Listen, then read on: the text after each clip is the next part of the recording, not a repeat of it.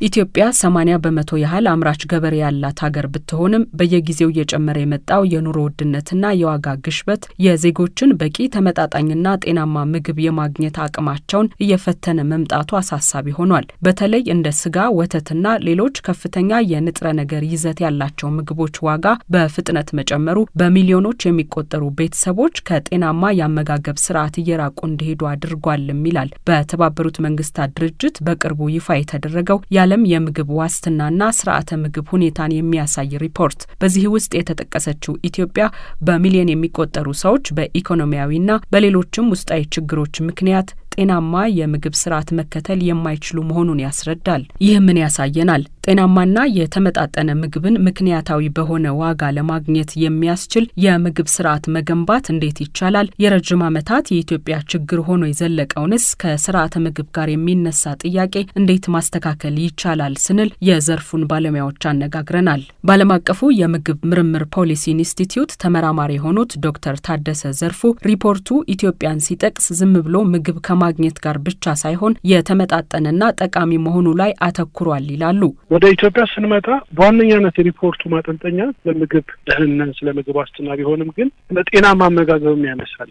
የሄልዚ ዳይት የምንለው ከምግብ ይለያል። አንድ ሰው ምግብ ሊበላ ይችላል፣ ግን ጤናማ ምግብ የምንለው ደግሞ ኒውትሪየንት ደንስ የሆኑ ወይም ደግሞ አስፈላጊ ንጥረ ነገሮች ያላቸው ለጤና አስፈላጊ የሆኑ ምግቦችን መመገብ ነው እና በዛ አንጻር በአፍሪካ አሁን በጥናቱ መሰረት ወደ 66% የሚሆነው አፍሪካዊ እነዚህን ምግቦች ገዝቶ መመገብ እንዳልቻለ ነው የሚያነሳው። በኢትዮጵያ ደግሞ ወደ 68% ወይም ደግሞ ወደ 80 ሚሊዮን የሚጠጋ ህዝብ እነዚህ ምግቦች መግዛት እንዳልቻለ የሚመገበው ምግብ ጤናማ ያልሆኑ ለጤና ወይም ደግሞ ሄልዚ የምንላቸውን የማሟሉ እንደሆነ ነው የሚያሳየው።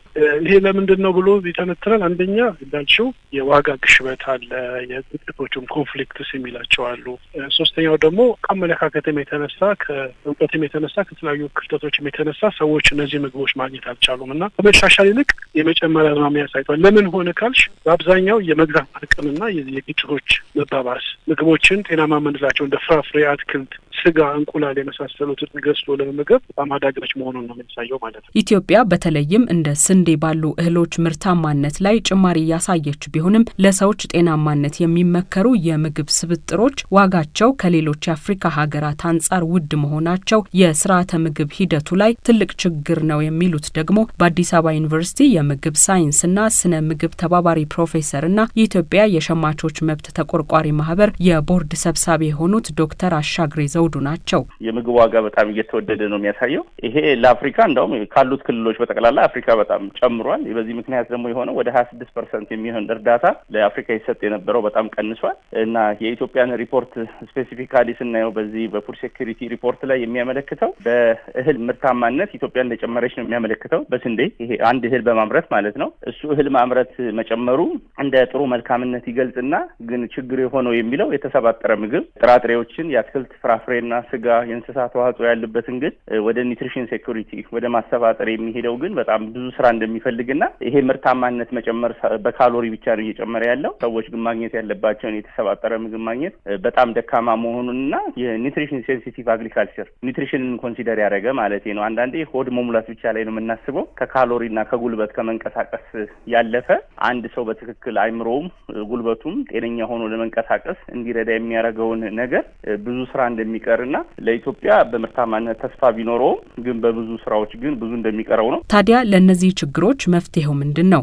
ህዝባቸውን በበቂ ሁኔታ ከሚመግቡ ሀገራት አብዛኛው ህዝቧ አርሶ አደር የሆነችው ኢትዮጵያ ምን ልምድ ልትወስድ ይገባል ስንል ለምግብ ተመራማሪው ዶክተር ታደሰ ጥያቄ አቀረብን። እውነት ለመናገር የእኛ ሀገር ልምድ ጥሩ ልምድ አይደለም ማለት ሌሎች ሀገሮችን መጥቀስ ሊሻል ይችላል። ለምን ኢትዮጵያ 80 ከዛም በመቶ በላይ የሚሆነው ገበሬ ነው። ግን በቂ ምርት ያመርታል ወይ?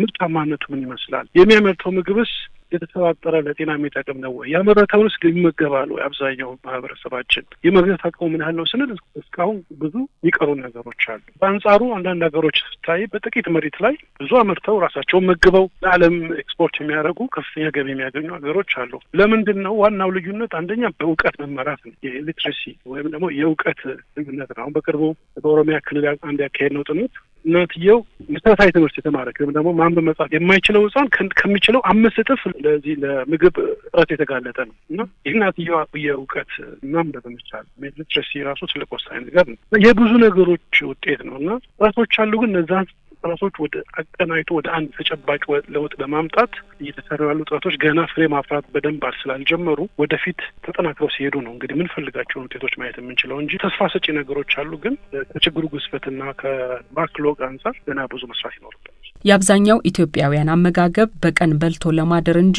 ምግቡ ምን ያህል ለሰውነት ጥቅም ይሰጣል፣ አስፈላጊ ንጥረ ነገሮችንስ ይዟል የሚለው ብዙ ትኩረት አልተሰጠውም የሚሉት የምግብ ሳይንስና ስነ ምግብ ተመራማሪው ዶክተር አሻግሬ በበኩላቸው የስርዓተ ምግብ ጉዳይ ወቅታዊ ብቻ ሳይሆን ትልቅ አጀንዳ ሆኖ በየጊዜው ሊወራበት የሚገባ እንደሆነ ይናገራሉ። የዚህ የምግብና የስርዓተ ምግብ ጉዳይ በተለያየ ጊዜ ይነሳሉ። ግን የወቅት አጀንዳዎች መሆን የለባቸው። ሁሌ ቋሚ አጀንዳዎችና ሁሌ አንገብጋቢ አጀንዳዎች ሊሆኑ ይገባል ብዬ ነው ማስበውና አሁን ደግሞ በተለይ ካለው የኢኮኖሚ መወደድ የምግብ መወደድ ጋር ተያይዞ ሰው ቤተሰቡን ራሱንም መመገብ ያልቻለበት እየከበደው ስለመጣ የመቀንጨርንም ሌሎችንም ጉዳዮች ሳያሰፋብን መንግስት ለእንደዚህ አይነት የሚሰራቸውን ስራዎችና ሰላሙንም ጨምሮና ደግሞ የግል ባለሀብቶች ደግሞ ትክክለኛ ሀብታቸውን ልማትንና ለውጥን ለሚያመጡ ጉዳዮች ላይ ሀብታቸውን ኢንቨስት ቢያደርጉ ለሀገራችን ውስጥ ላሉት ባለሀብቶችም ከውጪ ለሚመጡት በጠቅላላ ምግብና የምግብ ሴክተር ላይ ምርታማነትን መጨመር ላይ ብራዚል፣ ቪየትናም፣ ኤሽያዎች ሌሎች እንዳደረጉት ቻይናዎችም በ20-30 ዓመት እንደወጡት እኛም የምግብ ስራ ላይ በደንብ መስራት አለብን። ከዛ በኋላ ሌሎቹን ነገር እየጨመርን መሄድ እንችላለን ብዬ አስባለሁ። በኢትዮጵያ አንድ ሰው ጤናማ ምግብ ለማግኘት በቀን $4 በላይ ወጪ ማድረግ እንደሚጠበቅበትና ይህም በምስራቅ አፍሪካ ከፍተኛው ነው ተብሏል። ለዚህም ምግብን ማምረት ብቻ ሳይሆን ጤናማና በንጥረ ነገር የበለጸጉ ምግቦችን በተመጣጣኝ ዋጋ ለሸማቾች እንዲደርሱ ማድረግ፣ የዋጋ ንረትን የሚቀንሱ የኢኮኖሚ ፖሊሲዎችን ከበቂ የምግብ አቅርቦት ጋር ማጣመር ጤናማ የምግብ ስርዓትን ለማምጣት ወሳኝ እንደሆኑ ባለሙያዎቹ መክረዋል።